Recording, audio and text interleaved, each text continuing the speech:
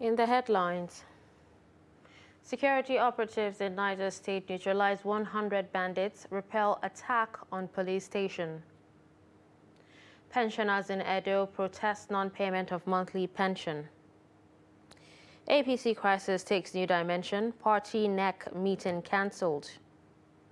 And on the foreign scene, as Russia-Ukraine war enters fourth week, U.S. increases support for Ukraine amid diplomatic efforts to secure ceasefire. Hello and welcome to Trust News Update. I'm Darshan Hussaina Usman.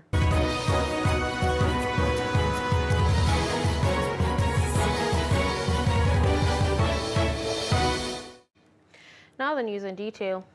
Joint security operatives comprising the Nigerian Army, the police, and members of Niger State Vigilante Corps have neutralized over 100 bandits and repelled attempted attack on a police division in Bangui, the headquarters of Mariga local government area of Niger State, by bandits.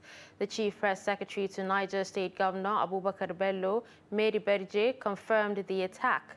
The governor commended the joint security operatives for their gallantry in repelling the attack and killing scores of banditry and commiserated with the family of an inspector who lost his life during the gun duel.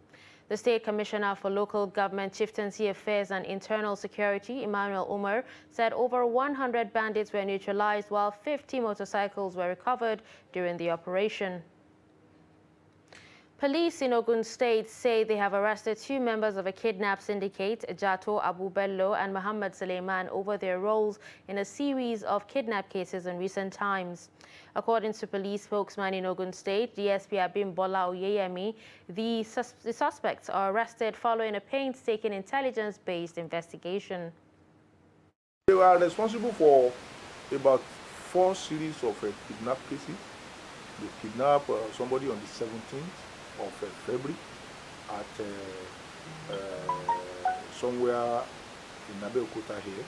They kidnapped another one at Sodeke Tuntun. They kidnapped 2 siblings in Ayetoro and some other kidnap cases like that. Security of our people is our job, and we need to carry it out to the letter. The Commissioner of Police, CP Lanribankoli, has directed that the remaining members of that syndicate should be fished out, and they must be brought to book. And we are not going to rest until that directive is totally complied with. We have been having some series of robbery cases around the Peru, Ogere, Odereman axis. We engage members of the community because community policing is seriously working here in the state, and we are partnering with other local vigilantes and some other security stakeholders. Pensioners in Edo State take to the streets to protest non-payment of entitlements. The pensioners came out in numbers, causing vehicular gridlock at the Oba of Arimen Square. They're demanding payment of their entitlements such as gratuity and harmonization of monthly pension. The report.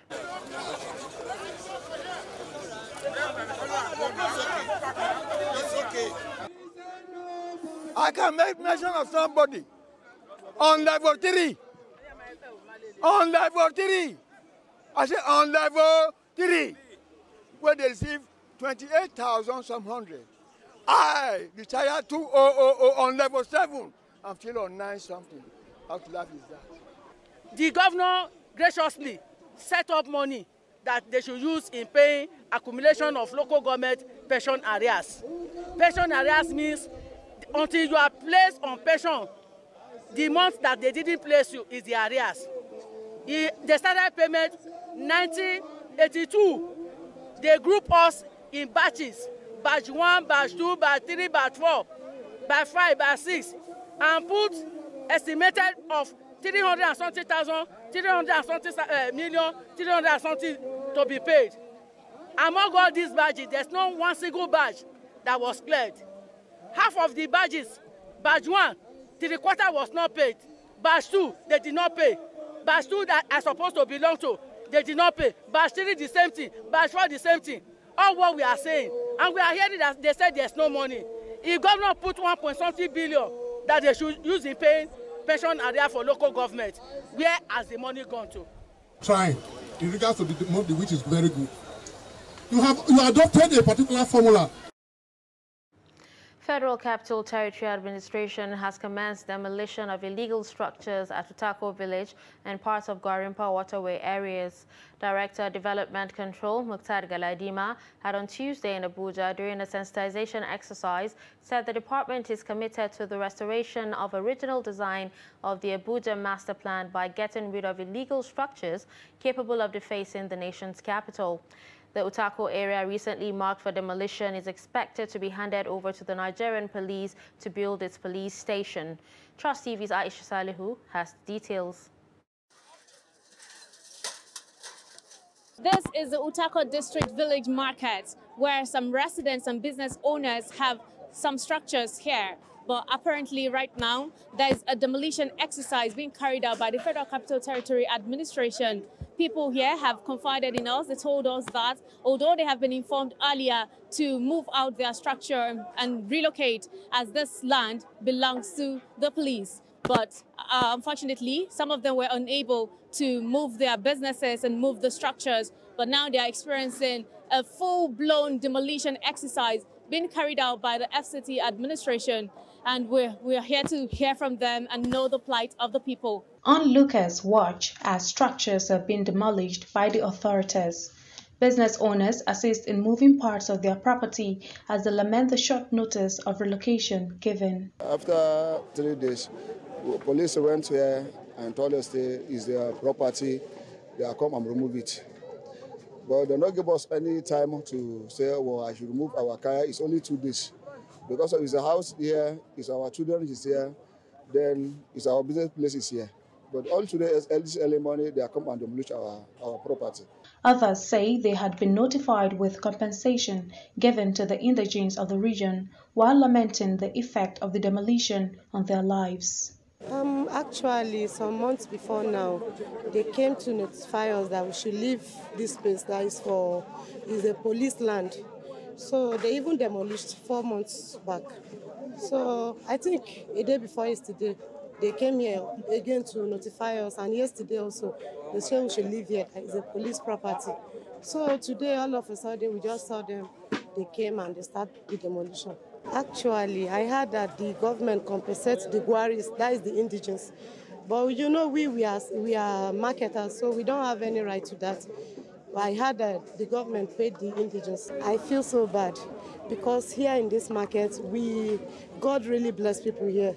No matter what you are selling, at least we are doing fine here. All we living here is as if the government has really touching us. I feel so bad. They come and scatter my Oga shop. I did not have nowhere now. I want to find a way to get my school fees to go my village back, where I go start my school back. This is obviously going to be a long day here for the people who are carrying out this demolition, and the residents and business owners are obviously unhappy with this development as emotions and tensions are rising. They keep complaining about this particular development, that they were not given enough time to relocate themselves. They've therefore appealed to the government to find a place, to find their way around resettling them, as this is going to take a toll on their source of livelihood. Aisha Salihu, Trust TV News, Abuja. Zamfara State Director of Fire Service, Abdullahi Jigo, and 2 of his personnel have been wounded in a clash with members of the National Union of Road Transport Workers in Gusau, the state capital. The 3 injured personnel of the State Fire Service are currently receiving medical attention at the Erima Bakura Specialist Hospital in Gusau Metropolis. The State Commissioner for Works, Rabiu Garba, who visits the injured personnel of the fire service at the Erima Bakura Specialist Hospital, told journalists that the state government will take drastic measures to reduce the excesses of members of the National Union of Road Transport Workers. Control my voice. Suddenly when somebody came to stick and hit me at the back and have a difficult in my head. That's the only thing I can say. Actually, I don't even know what is going on. When I heard it was the NURT chairman that came along with the boys. That's the other person. I think my department is what is within the department, and I think I always control my boys and first to not take law into their hands. I tell you, I control my business, but that's not true. I think they did intentionally. Because as you know, I don't want somebody to carry out those kind of things and come to the office, be hitting people like that. If you look at the leg of my senior mechanic, you were similar about report. Took place of the transport officer. He was highly injured. So this one acceptable actually. So the authorities concerned, they are the ones supposed to know what is supposed to be taken into about such kind of incidents. If someone can come into the government office and injure people like this, I think it's a kind of insult to everybody. Talk less of somebody who is not even alive. No? Nationwide, NURTW has been very notorious when it comes to taking law into their hands. So we'll review their excesses and we'll deal with it accordingly. To end the leadership crisis surrounding the Caretaker Extraordinary Convention Planning Committee of the APC, President Muhammadu Buhari on Thursday affirmed Governor Mai Mala Buni of Yobe State as the CECPC chairman, asking him to take charge of the conduct of the March 26th National Convention of the party. President Buhari, who met with Buni in London on Wednesday, conveyed his decision in a letter addressed to the chairman, Progressive Governors Forum and Kebbi State Governor Abubakar Atiku, asking that the status quo ante be maintained. The president endorsed the decision on Buni's return to his position after a series of meetings with APC stakeholders in London, where he is on treatment. Buni is expected back in Nigeria today to take care of APC affairs. Meanwhile, the party has cancelled its emergency National Executive Committee meeting slated for Thursday. Former Governor of Lagos State Bola Ahmed Tinubu is seeking support of the Senate caucus of the All Progressives Congress to realize his presidential bid in 2023. Tinubu, in company of a high-powered delegation, stormed the office of the Senate President at the National Assembly on Wednesday, wheeling out plans for the country while asking APC lawmakers for counsel, partnership and support for nomination of what he described as his lifetime ambition. The report. The All Progressives Congress national leader, Bola Ahmed Tinubu, said it has become necessary for him to reach out to the leadership of the Senate to seek for their support towards his presidential ambition as the 2023 general election draws near. He expressed the hope that members of his party will not let him down. While referring to the protesting women currently picketing the National Assembly, he noted that affirmative action is a sensitive cause that must be considered, saying the issue is a must for the ruling party. If the council of wise men is anything to go by, you see some advice.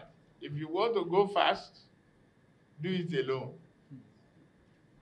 But if you want to get there, get success, and go there, definitely go with a team. I'm asking for that teamsmanship here today to get me over the hump of nomination process. And from that hump to get me to the presidency of the Federal Republic of Nigeria. In the area of gas exploration, the APC national leader said Nigeria is yet to reach its potentials, while assuring that these yearnings will also be met soon. We have the capacity, the ability, the knowledge, the human resources and material resources to produce things that other countries will buy from us. Today, why are we flaring our gas? When we could have invested long term to compete with Russia in Europe. We can still do it, my dear brothers and sisters. If I continue to talk about the emotional thing that is affecting us in the country, I will take too much of your time. Responding, President of the Senate, Ahmed Lawan, pledged the APC caucus commitment and loyalty to the administration of the ruling party led by President Muhammadu Buhari. He urged the party to be focused and remain united so as to win the 2023 presidential election. I believe that at the end of the day, Your Excellency will all the time continue to support our party. Recently, we have had difficulty because of misunderstanding between some of our members, and the party has been thrown into a temporary confusion. But thank God, it is over now. It is very clear that our party is back on track, that at the end of the day, in the next 2 weeks or so, our national convention will hold, and a new set of leaders will emerge who will take us to the destination of victory by the grace of God in 2023. Still talking politics, the newly elected chairman of the People's Democratic Party, Iyorchia Ayu, has stated that under his leadership, the party has resolved most of its internal crises, especially those regarding state chapters of the party. The chairman made this known during the party's National Working Committee meeting, which held at its National Secretariat in Abuja. He added that with the challenges aside, the PDP is set to return to its winning ways. Happy to say that since January, this NWC, which we put in place, has been able to resolve a lot of issues in our state chapters. We immediately had to address the issues of various elections. Some were midterm elections for houses of assembly, some for houses of representatives. And I'm happy to say that in all those elections, with the cooperation of all our members, the party was able to return to its winning ways.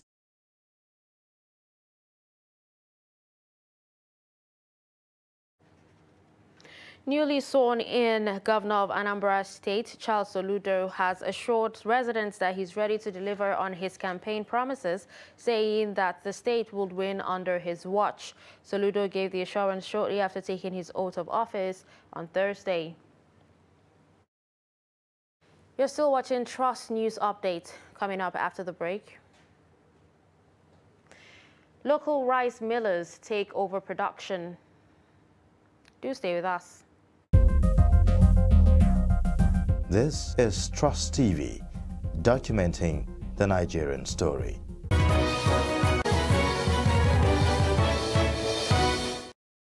Welcome back and thanks for staying. Here's a look at some of our top stories.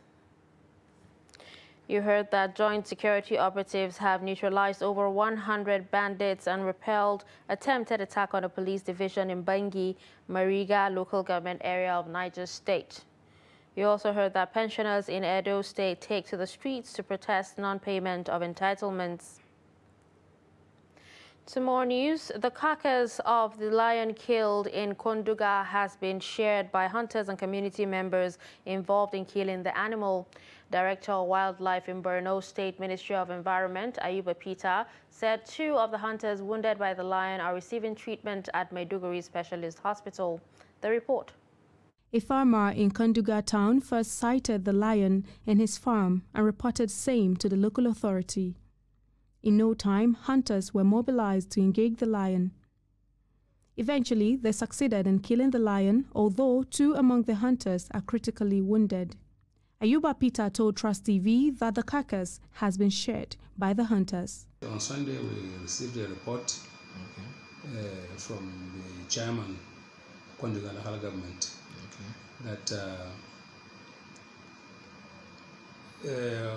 one farmer reported that he saw a lion, and he saw a lion near his farm, and then he rushed. Then he reported to the chairman, who then called the hunters. And then immediately on getting the information, they mobilized, and then they were able to patrol and identified. They saw the lion, and they were unable to kill the lion, although 2 of the hunters sustained some injuries. The 2 hunters on admission at Specialist Hospital could not be reached for comment on their encounter with the lion. Mutual relations between media and military authorities assist in no small measure in the execution of mandates of the armed forces. Newly appointed Director of Information, Major General O.J. Akpo, solicits the support of Media Trust Limited, publishers of Daily Trust and operators of Trust TV to ensure that military activities are given coverage. General Akpo made the request during a courtesy visit paid to the media conglomerate in Abuja. Gaza Yakubu reports. While appreciating effort of Media Trust Limited as a major stakeholder in information dissemination, the Director of Information, Major General O.J. Akpo, says it is necessary to partner with the media to be able to succeed in his responsibility. You have a very wide leadership. You've carved a niche for yourself. And for me, I must have a very collaborative partnership with you to be able to succeed as a Director of Defense Information. Ours is to have a country to keep the physical space safe for all of us to live our dreams. But what of that space which we cannot reach? The space that only you can govern. The space only the media can guard. Acting Chief Executive Officer of Media Trust Limited, Nura Daura, assures him of support of the organization in the discharge of his duty. So, sir, you have a partner in Daily Trust, and today you are not just having the media arm of Daily Trust, the print, you are also having the TV. And I would like to assure you also that in the next couple of months, not more than 6, the radio arm will also come on board. And as you also know, we have a very strong digital platform. Editor-in-Chief, Daily Trust, Naziru Mikailu, commends the effort of the military in carrying out the responsibility of safeguarding the territorial integrity, asking for support to journalists to have access to information for the sake of objectivity. You need the media, as you rightly stated, but we believe we need you more because we are reporting very sensitive issues that we don't want to continue to report them on without the input of people who actually know better. Yeah, so the platforms that we have, Trust TV, they're all opportunities for the military and other security agencies to come on board and explain some of the things that they're doing, which we've seen you doing on other media. So we would like to request for that kind of friendship to be extended. The Director of Information is taken round on facility tour in the organization. Gaza Yakubu, Trust TV News, Abuja.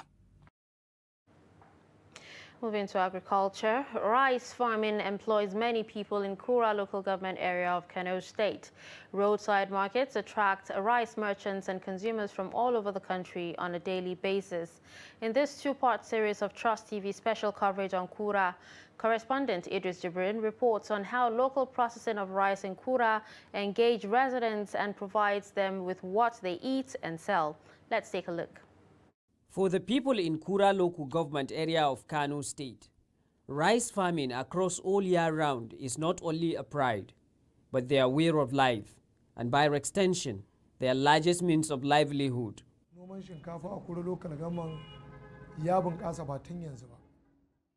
Rice farming in Kura became vibrant long ago when we got 22,000 hectares of irrigation, during which water canals were extended up to our respected farms.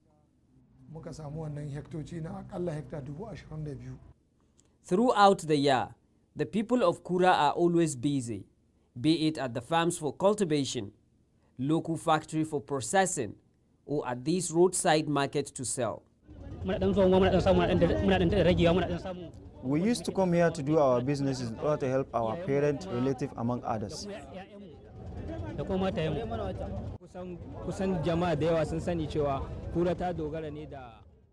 Most believe that Kura depend on rice farming. Therefore, despite the water blockage this year, many people are still benefiting from this market.